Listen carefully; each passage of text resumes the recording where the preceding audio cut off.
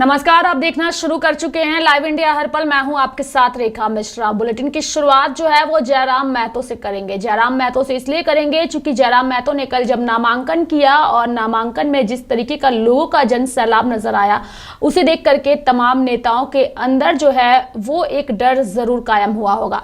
क्योंकि जयराम महतो को सुनने और उनके अपने पुराने अंदाज की वजह से ही वो जाने जाते हैं। कल भी जब उन्होंने नामांकन किया तो नामांकन के बाद उनका अपना स्टाइल ही नजर आया, जहां पर उन्होंने अपने स्टाइल में गाड़ी के बोनट पर खड़े होकर के भाषण दिया और लोगों ने उनके भाषण को सुना भी। जयराम महतो की खासियत यही है कि वो अन्य नेताओं से थोड़े से अलग अंदाज में लोगों के बीच जाते हैं और यही वजह है कि सबके जहन में सवाल ये है कि क्या जयराम महतो झारखंड के अगले मुख्यमंत्री बनेंगे। झारखंड के मुख्यमंत्री के तौर पर जयराम महतो के समर्थक उनको जरूर सपोर्ट करते हैं, लेकिन चर्चा इस बात पे होनी चाहिए कि क्या वाकई में जयराम महतो झारखंड के मुख्यमंत्री बन सकते हैं। हम ये सवाल इसलिए कर रहे हैं क्योंकि जयराम महतो के जो भी चाहने वाले हैं, चाहे वो सोशल मीडिया पर हो या अन्य प्लेटफॉर्म पर हो, उनको लेकर के सिर्फ एक ही कमेंट आता है कि अगला मुख्यमंत्री झारखंड। लेकिन क्या झारखंड का मुख्यमंत्री बनना इतना आसान है? क्या इतना आसान है कि जयराम महतो अपने जो भी लिस्ट उन्होंने अभी तक जारी किए हैं जितनी सीटों पर, उसकी बदौलत वो राज्य की मुख्यमंत्री की कुर्सी पर काबिज हो जाएंगे? क्योंकि इनका गठबंधन भी पार्टी का किसी अन्य दल के साथ नहीं है, लेकिन एक एक उम्मीदवारों की बारीकियों के साथ जो है वो जांच हो रही है और वही जांच का आधार जो है, जिसकी वजह से कई जगहों पर उम्मीदवारों का नाम ऐलान होने के बाद भी बदल दिए जा रहे हैं। यानी कि एक एक सीट पर फूक फूक करके कदम रख रही है जेएलकेएम। तो उम्मीदवारों की जब 5वीं लिस्ट जेएलकेएम की ओर से जारी की गई थी तो उसमें कुछ नाम ऐसे भी सामने आए थे जहां पर उम्मीदवारों को बदल दिया गया था।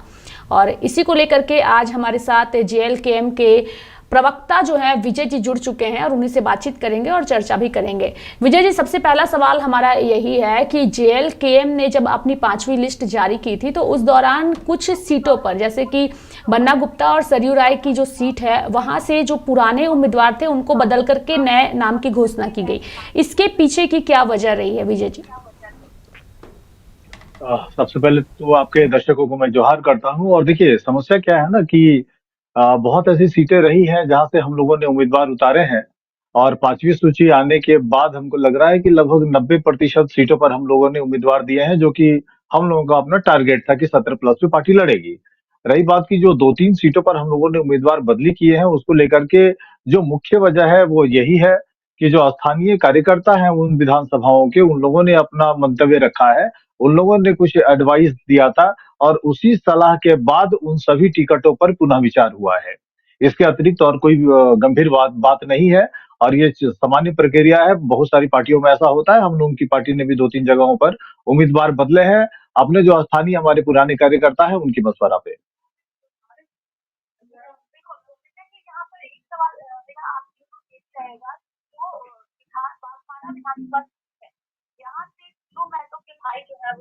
जो है वो भाजपा और ढुल्लू महतो की खासकर हम बात करें तो एक दबंग छवि के नेता हैं, फिलहाल धनबाद के सांसद भी हैं। इस सीट से आप लोगों ने दीपक रवानी को जो है वो चुनावी मैदान में उतारा है। इस सीट पर मुकाबला कितना दिलचस्प हो सकता है? बिल्कुल, देखिए, कोयलांचल का एक बहुत ही महत्वपूर्ण सीट है और हमारे जो सहयोगी हैं दीपक रवानी जी, वो इस सीट पर है। पिछले पौने 3 साल से, या यूं कहें कि जब से आंदोलन शुरू हुआ है तब से वो आंदोलन के साथी हैं और पार्टी ने उनको मौका दिया है। और शत्रुघ्न जो महतो हैं, ढुल्लू महतो के भाई, भारतीय जनता पार्टी परिवारवाद पे कटाक्ष करती है, लेकिन भारतीय जनता पार्टी ने परिवारवाद की पराकाष्ठा पार की है। और इस बार जब विधानसभा का चुनाव बीजेपी लड़ रही है झारखंड में, तो उन्होंने रिकॉर्ड संख्या में परिवारजनों को उन्होंने टिकट दिया है। उसी का एक बड़ा उदाहरण है बाघमारा, जहां पर ढुल्लू महतो जी के भाई शत्रुघ्न महतो जी को बीजेपी ने उतारा है। रही बात चुनौती की, तो आपको पता है कि पूरे राज्य भर के अंदर, न सिर्फ बाघमारा में बल्कि पूरे झारखंड के अंदर जयराम महतो जी का जिस ढंग से लहर चल रहा है, हम लोगों ने वैचारिक क्रांति का जो आह्वान किया है, उसका असर भी बाघमारा पे पड़ेगा। और हमारे जो सहयोगी है दीपक रवानी जी, वो निश्चित तौर पर जीत दर्ज करेंगे। बाघमारा बहुत महत्वपूर्ण सीट है, बट हम लोगों का शानदार परफॉर्मेंस होगा, ये मैं कहना चाहता हूँ। महतो, उनके अलावा इंडिया अलायंस ने भी यहाँ से कांग्रेस के दिग्गज नेता यानी कि जलेश्वर महतो को चुनावी मैदान में उतारा है। और सबसे बड़ी बात यह है कि ढुल्लू महतो के भाई शत्रुघ्न महतो, उनका भी अपना एक वर्चस्व रहा है, चूंकि ढुल्लू महतो के भाई भी हैं और अपना क्षेत्र में उनका एक अपना वर्चस्व है। दूसरी ओर कांग्रेस के दिग्गज नेता हैं जलेश्वर महतो, वो उम्मीदवार हैं और आपकी पार्टी जो है काफी ज्यादा सुर्खियां बटोर रही है। यानी कि हम सिर्फ ये नहीं कह सकते कि बीजेपी और इंडिया अलायंस के बीच मुकाबला है, बल्कि जयराम महतो हर सीट पर त्रिकोणीय मुकाबला की ओर आगे बढ़ रहे हैं। इसे आप कैसे देखते हैं विजय जी? आपने ठीक कहा है कि बहुत सारी सीटें हैं जहां हम लोग त्रिकोणीय मुकाबले में हैं। और पहले जिस ढंग से एनडीए और इंडिया अलायंस के बीच फाइट हुआ करता था, ये पहला मौका होगा जबकि उत्तरी छोटा नागपुर, दक्षिणी छोटा नागपुर, संथाल और कोल्हान की कई सीटें हैं। इवन पलामू प्रमंडल की कई सीटें हैं जहां त्रिकोणीय मुकाबला होगा। हम लोग ये मान करके चल रहे हैं कि झारखंड के जितने सीटों पर हम लोग 70 प्लस सीटों पर उम्मीदवार देने जा रहे हैं, उसमें 30 सीटें ऐसी होंगी जहां हम लोग त्रिकोणीय मुकाबले में होंगे और बहुत नैरो मार्जिन से वो सीट निकलेगा। और कई ऐसे सीट होंगे जहां से जो हमारे उम्मीदवार हैं वो जीत करके आएंगे। एक और सवाल आपने पूछा है जलेश्वर महतो जी को लेकर के और उनके दबंगई को लेकर के, तो मैं बहुत विनम्रता से कहना चाहता हूं कि एक वयोवृद्ध नेता है, पुराने नेता है आपके जलेश्वर महतो जी। उनका एक अलग छवि रहा है और जो ढुल्लू महतो का परिवार है उनका एक अलग छवि रहा है। तो दोनों राजनीतिक घरानों की जो छवि है, राजनीतिक जो पृष्ठभूमि है या जो पॉलिटिकल इमेज है, ये दोनों में जो जमीन आसमान का अंतर है। और निश्चित तौर पर अगर आप किसी को डराना, धमकाना या कब्जा, परिभाषा हो सकती है, बट मैं कहता हूँ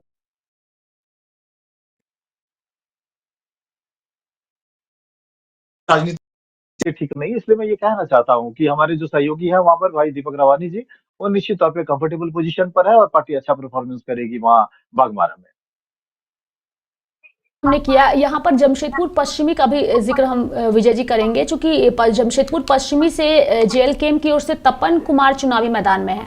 जमशेदपुर पश्चिमी सीट इसलिए इस वक्त हॉट सीट बनी हुई है चूंकि बन्ना गुप्ता और सरयू राय, इन दोनों के बीच जो है वो 36 का आंकड़ा है और दोनों ही नेता जो है वो चुनावी मैदान में है। बन्ना गुप्ता जहाँ इंडिया अलायंस से हैं, वहीं अगर हम सरयू राय की बात करें तो एनडीए अलायंस से हैं। इन दोनों के बीच 36 का आंकड़ा है और उस बीच तपन कुमार, ये सीट पर तपन कुमार कितनी टफ फाइट दे सकते हैं, क्योंकि दोनों ही दिग्गज नेता हैं और राष्ट्रीय पार्टियों से बिलोंग करते हैं और जेएलकेएम जो है अभी फिलहाल उभर करके सामने आई है। विजय जी देखिए, जो अभी हम लोग बात कर रहे थे कि बहुत सारी सीटें होंगी जिसपे त्रिकोणीय मुकाबला होगा, उसमें जमशेदपुर पश्चिमी का वो सीट भी है जहां हमारे तरफ से तरुण जी हैं और इंडिया अलायंस की तरफ से जेडीयू आपके बन्ना गुप्ता जी हैं और एनडीए की तरफ से जेडीयू के टिकट पर आपके सरयू राय जी हैं। ये हाई प्रोफाइल सीट है और हम लोग निश्चित तौर पर ये मान करके चलते हैं कि जो हम लोग एक बदलाव का जो विचारधारा, एक सत्ता और व्यवस्था परिवर्तन की बात जब हम लोग मंचों से कर रहे हैं, तो उसका असर भी इस सीट पर है, जमशेदपुर पश्चिम के सीट पर। और निश्चित तौर पर जो हमारे सहयोगी हैं तरुण जी, वो का अच्छा परफॉर्मेंस करेंगे। ये सीट भी नैरो मार्जिन पर निकलेगा। हमको लग रहा है कि कोई भी उम्मीदवार जीते, बट हमको लग रहा है कि ये 5 या 7 हजार की इसमें विक्ट्री होगी। और उन दोनों की जो अदावत है, सरयू राय जी की और बन्ना गुप्ता जी की, वो चिर परिचित है, पूरी दुनिया जानती है कि एक दूसरे के ऊपर लांछन लगाना, भ्रष्टाचार का आरोप लगाना, ये पुरानी परिपाटी है। और हम लोग भ्रष्टाचार के खिलाफ लड़ाई के लिए आह्वान कर रहे हैं। तो हमारे सहयोगी जो वहां तरुण जी है, निश्चित तौर पर उस सीट पर उनको फायदा होने जा रहा है। जयराम महतो जी की छवि का फायदा होने जा रहा है। हमारा संगठन जमशेदपुर में मजबूत है, हम लोग मजबूत उपस्थिति दर्ज करने जा रहे हैं जमशेदपुर पश्चिमी में।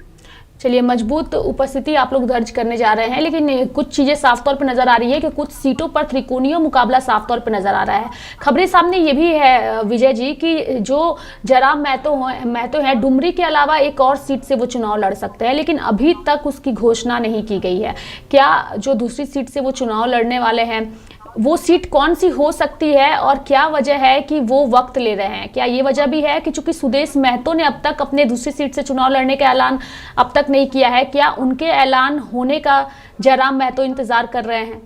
विजय जी देखिए, राजनीति में बहुत सारे फैक्टर्स होता है जिसको ध्यान में रखना होता है। जिस कारण को आप गिना रही है वो एक कारण हो सकता है, बट मैं ये कहना चाह रहा हूँ कि 4 दिन पहले जयराम महतो जी ने ऐलान किया था कि वो जो दूसरी सीट है वो बेरमो हो सकता है जी। और अभी देखिए बहुत सारी सीटें हैं, जैसे ये हम लोग का भी आपको खिजरी का सीट है, आपको गोमिया है, आपको जी चंदन क्यारी है, आपको बेरमो है, हम लोगों ने अभी तक अनाउंस नहीं किया है। लेकिन जो दूसरी सीट है वो जयराम महतो जी की जो हम लोग मान करके चल रहे हैं और जो चर्चा है हम लोगों के पार्टी के अंदर, संगठन के अंदर, वो 95% बेरमो की सीट है, जिसका औपचारिक ऐलान हमको लग रहा है कि आज किसी भी समय हो सकता है।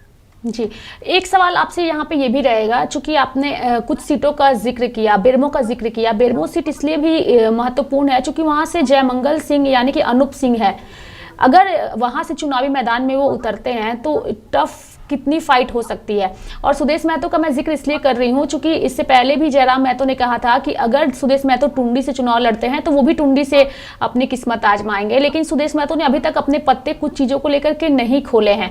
लेकिन अगर हम बरहेट सीट की बात करें विजय जी, वहां से भी ना बीजेपी ने अभी तक अपने कैंडिडेट उतारे हैं, तो क्या बरहेट सीट से जेएलकेएम जो है वो चुनावी मैदान में उतरेगी हेमंत सोरेन के खिलाफ? बिल्कुल, देखिए बजट सीट पे हम लोगों ने तो उम्मीदवार दे दिया है, वहाँ जी जी कैंडिडेट अनाउंस किया जा चुका है। और दूसरी बात कि आप जब बात कर रहे हैं सुदेश महतो जी का, तो सुदेश महतो एक बड़े पार्टी के साथ अलायंस में है। भारतीय जनता पार्टी दुनिया की सबसे बड़ी पार्टी है, उनको डरना नहीं चाहिए। और हमको लग रहा है कि वहां पर भारतीय जनता पार्टी का कैंडिडेट नहीं होगा। 10 सीटें आजसू को मिली हैं, भारतीय जनता पार्टी ने दिया है यहाँ पर। और 11वां सीट भी हमको लग रहा है कि जो चर्चा, जो राजनीतिक सूत्र है हमारे, वो जी ये बता टुंडी। रहे हैं कि 11वां सीट आजसू को ऑफर हो सकता है टुंडी के रूप में। तो उनको डरना नहीं चाहिए, टुंडी में उनको नामांकन करना चाहिए, उनको चाहिए कि वो वहां से आगे बढ़े, उसको परेशानी नहीं है। रही बात हम लोगों की कि बेरमो सीट पर क्या होने जा रहा है, जिस नाम का जिक्र आप कर रहे हैं, अनूप सिंह, जी तो अनूप सिंह के साथ भारतीय जनता पार्टी के आपके रविंद्र पांडे जी हैं। ये जी फिर एक और सीट हो जाएगा जहां ट्रायंगुलर फाइट होने जा रहा है, त्रिकोणीय मुकाबला होने जा रहा है। मैं फिर कहूंगा कि नैरो फाइट होगा, कम मार्जिन से लोग जीतेंगे। देखिए, एक बात मैं कह रहा हूँ कि पूरे राज्य भर के अंदर 30 सीट ऐसे होंगे, 30 सीट ऐसे होंगे जहां जेल कैंप के कारण त्रिकोणीय मुकाबला होगा और चुनाव बड़ा दिलचस्प होने जा रहा है। और हमारे जो कैंडिडेट हैं वो निश्चित तौर पर अच्छी उपस्थिति दर्ज करेंगे, जीत दर्ज करेंगे। मैं दावा कर रहा हूँ कि डुमरी के बाद बेरमो, हमको लग रहा है कि ये दोनों सीटें टाइगर जयराम महतो जीतने जा रहे हैं यानी और कि कोई खतरा मतलब नहीं एक है। तरीके से अनूप आपने सिंह, लाइव अनूप इंडिया की सिंह स्क्रीन पर ये ऐलान कर दिया है कि भले अभी तक आपकी पार्टी ने औपचारिक तौर पर इसकी घोषणा नहीं की है, लेकिन बेरमो से जयराम महतो चुनाव के मैदान में उतरने जा रहे हैं। बिल्कुल संभावना है, यह प्रबल संभावना है। और जब मैं कह रहा हूं तो इसके पीछे आधार है। जी और अगर विषम परिस्थिति में अगर सीट बदला गया तो वो सीट मांडू या गोमिया हो सकता है। बट हमको लग रहा है कि आज किसी इसकी संभावना, इसका चांसेस बहुत कम है, क्योंकि आज किसी भी समय सूची आ सकती है। और ऐसे हालात में मैं ये मान करके चलता हूं कि जो खतरे की बात आप कह रहे थे या चुनौती की बात आप कह रहे थे बेरमो सीट को लेकर के, जी तो निश्चित तौर पर एक स्थापित घराना है, राजनीतिक घराना बाबू राजेंद्र सिंह का, जी बिल्कुल। जिसके उत्तराधिकारी हैं अनूप सिंह। और अनूप सिंह एक मजबूत उपस्थिति दर्ज करते हैं वहां पर।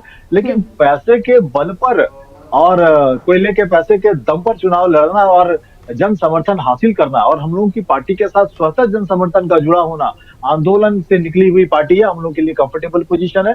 उनके धन बल का मुकाबला हम लोग जन बल से करेंगे। निश्चित तौर पर बेरमो में हम लोग एक कड़ी चक्कर देने जा रहे हैं, संभवतः वो सीट हम लोग जीत रहे हैं। जी, झारखंड में 81 विधानसभा की सीटें हैं विजय जी, तो क्या 81 विधानसभा सीटों पर आपकी पार्टी अपने उम्मीदवार उतारेगी? देखिए, और अभी हमको लग रहा है कि 29 तारीख में 4 दिन का और समय रह गया है। जी बट हम लोग के यहाँ जब हम लोग बात कर रहे थे तो ये 70+ सीटों पे चर्चा हुई है। और हम लोग लग रहा है कि 70+ जीतेंगे। बट 81 को लेकर के अभी भी क्वेश्चन है, क्योंकि समय अभी रहा नहीं है। बट हम लोग लग रहा है कि 70-72 सीटों पर चुनाव लड़ने जा रहे हैं। देखिए, बहुत जिम्मेवारी के, देखिए ये राजनीति है और राजनीति के अंदर बहुत तरीके से चलना होता है, सिस्टम से चलना होता है। सिंबॉलिक फाइट के लिए आप कैंडिडेट नहीं दे सकते हैं। जी मान लीजिए किसी सीट पर आपने कोई कैंडिडेट दिया और 1500-1000 वोट आ रहा है तो कोई मतलब नहीं रह जाएगा। जी तो उन सब सीटों पर जहां हम लोगों की उपस्थिति नहीं है, निश्चित तौर पर उन सब सीटों को हम लोग छोड़ेंगे। बट हम लोगों की जो संख्या है सीटों की, वो हर हाल में 70+ होगी, ये मैं कहना चाहता हूँ।